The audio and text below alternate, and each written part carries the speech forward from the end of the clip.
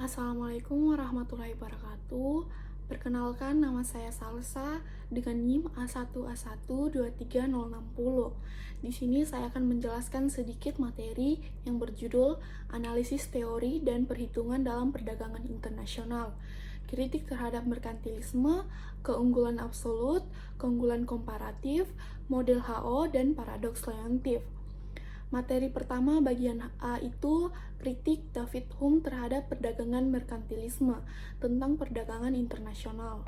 Yang pertama itu konsep merkantilisme dalam perdagangan internasional. Pemikiran ekonomi kalangan merkantilis atau merkantilisme merupakan suatu teori ekonomi yang beranggapan bahwa kesejahteraan suatu negeri hanya dilihat oleh banyaknya peninggalan atau modal yang dimiliki oleh negeri yang bersangkutan, serta banyaknya volume perdagangan global, yaitu ekspor sangat berarti. Bagian 2 yaitu kritik David Hume terhadap merkantilisme atau teori aliran harga spesies. David Hume pada tahun 1711 sampai 1776, ia merupakan seorang filsuf dan ekonom asal Skotlandia. Ia memberikan kritik fundamental terhadap teori ini melalui gagasannya tentang merkantilisme aliran harga spesies. Kritik Hume berpusat pada 3 aspek utama. Yang pertama, mekanisme keseimbangan otomatis dalam perdagangan internasional. Yang kedua, dampak inflasi terhadap daya saing ekonomi. Yang ketiga, konsep kekayaan yang lebih luas daripada sekedar logam mulia. Kritik Hume kan tadi berpusat pada 3 aspek utama. Untuk penjelasannya, yang pertama itu mekanisme keseimbangan otomatis dalam perdagangan internasional. Hume berpendapat bahwa menolak anggapan merkantilis bahwa suatu negara dapat mempertahankan surplus perdagangan secara terus-menerus. Menurutnya, ketika suatu negara berhasil mempertahankan surplus perdagangan, emas dan perak akan mengalir masuk ke negara tersebut, di mana peningkatan jumlah uang beredar akan menyebabkan kenaikan harga barang dan jasa, atau bisa disebut inflasi.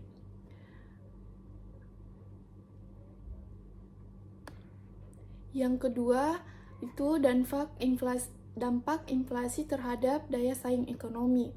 Kaum merkantilis percaya bahwa semakin banyak emas dan perak yang dimiliki suatu negara, semakin kaya negara tersebut. Dan yang terakhir, mengenai konsep kekayaan yang lebih luas daripada sekedar logam mulia. Kritik David Hume bahwa merkantilisme mengukur kekayaan berdasarkan jumlah emas dan perak yang dimiliki suatu negara. Hume menolak bahwa pandangan ini dan menyatakan bahwa kekayaan sejati suatu negara tidak hanya ditentukan oleh jumlah logam mulia, tetapi juga oleh produktivitas, perdagangan, dan kesejahteraan masyarakatnya. Hume juga berfokus pada akumulasi emas dan perak justru dapat menghambat pertumbuhan ekonomi karena tidak mendorong inovasi dalam peningkatan efisiensi produksi. Yang bagian ketiga itu mengenai implikasi teori Hume dalam perdagangan global saat ini. Berikut beberapa implikasi teori Hume dalam perdagangan global. Yang pertama, mengenai keseimbangan perdagangan internasional melalui mekanisme pasar. Hume berpendapat bahwa tidak ada negara yang dapat mempertahankan surplus perdagangannya secara terus-menerus karena arus perdagangan secara alami akan menyesuaikan diri, di mana hal ini berlaku dalam ekonomi modern, di mana negara-negara dengan surplus perdagangan cenderung mengalami apresiasi mata uang dan kenaikan harga barang yang ada pada akhirnya mengurangi daya saing ekspor pada mereka. Contohnya, Cina mengalami surplus perdagangan besar terhadap Amerika Serikat selama bertahun-tahun. Namun, untuk menjaga daya saing ekspor, Cina sering melakukan intervensi terhadap nilai tukarnya agar tetap rendah. Meskipun demikian, dalam jangka panjang, tekanan ekonomi dan perubahan dinamika pasar tetap mengoreksi ketidakseimbangan ini. Implikasi yang kedua itu mengenai peran inflasi dalam daya saing ekonomi. Contohnya, Amerika Serikat dan kebijakan moneter, di mana setelah krisis keuangan pada tahun 2008 dan pandemi COVID-19, Federal Reserve mencetak uang dalam jumlah besar untuk menstimulasi ekonomi, di mana ini berdampak pada inflasi. Adanya dampak meningkatnya inflasi meningkat yang mengurangi daya saing produk-produk Amerika Serikat di pasar global. Untuk yang ketiga yaitu mengenai dinamika nilai tukar dalam sistem keuangan global. Meskipun Hume mengembangkan teorinya dalam konteks standar emas, prinsip keseimbangan otomatisnya tetap relevan dalam sistem nilai tukar. Mengembangkan yang digunakan saat ini. Contohnya seperti Jepang dan yen. Ketika Jepang mengalami surplus perdagangan, yen sering mengalami apresiasi. Namun, Bank of Japan terkadang melakukan intervensi untuk melemahkan yen agar ekspor tetap kompetitif. Yang keempat itu batasan terhadap proteksionisme dan surplus perdagangan berkelanjutan. Contohnya seperti Amerika Serikat dan Cina. Amerika Serikat memberlakukan tarif tinggi terhadap impor kepada Cina untuk mengurangi defisit perdagangannya. Namun, tarif tersebut juga menyebabkan harga barang impor di Amerika Serikat naik, meningkatkan inflasi bagi konsumen Amerika. Sementara itu, Cina kehilangan sebagian pasar ekspornya, tetapi mata uang melemah sehingga tetap kompetitif. Dalam jangka panjang, dampaknya menyeimbangkan kembali perdagangan antara kedua negara tersebut, seperti yang diprediksi oleh Hume. Yang terakhir, mengenai signifikansi perdagangan bebas dalam pertumbuhan ekonomi. Contohnya keberhasilan ekonomi Singapura.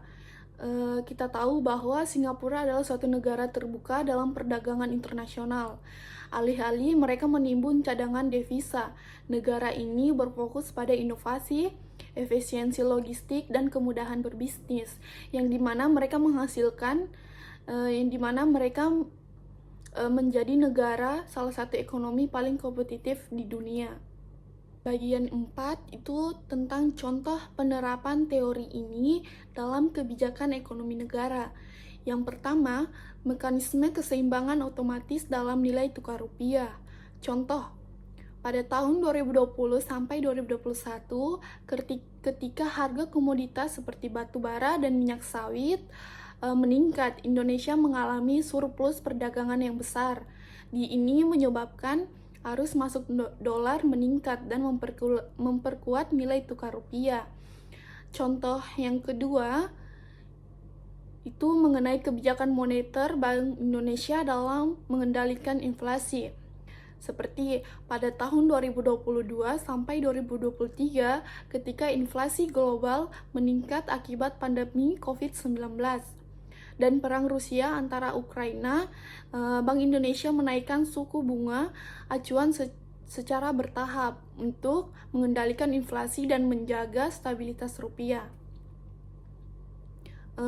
Materi bagian B itu tentang menghitung dan menganalisis keuangan absolut Adam Smith dalam perdagangan internasional. Yang pertama itu konsep keunggulan absolut Adam Smith. Adam Smith dan David Ricardo, mereka adalah para tokoh teori keunggulan absolut. Mereka mengungkapkan bahwa suatu negara mempunyai keunggulan mutlak mengenai produksi suatu barang karena biayanya lebih murah secara absolut dibandingkan negara lain. Yang kedua, mengenai perbedaan keunggulan absolut dan merkantilisme. Teori ini, keunggulan absolut dikemukakan oleh Adam Smith dalam bukunya The Wealth of Nations pada tahun 1776. Teori ini menyatakan bahwa suatu negara memiliki keunggulan absolut jika dapat memproduksi barang atau jasa dengan biaya lebih rendah atau efisiensi lebih tinggi dibandingkan negara lain. Sedangkan merkantilisme adalah teori dan praktik ekonomi yang dominan di Eropa pada abad ke-16 hingga ke-18. Teori ini berfokus utama pada merkantilisme adalah akumulasi kekayaan nasional melalui surplus perdagangan. Ini adanya penimbunan logam mulia dan emas dan perak. Materi ketiga itu mengenai tentang menghitung dan menganalisis keunggulan komparatif dalam perdagangan internasional. Yang pertama, konsep keunggulan komparatif David Ricardo.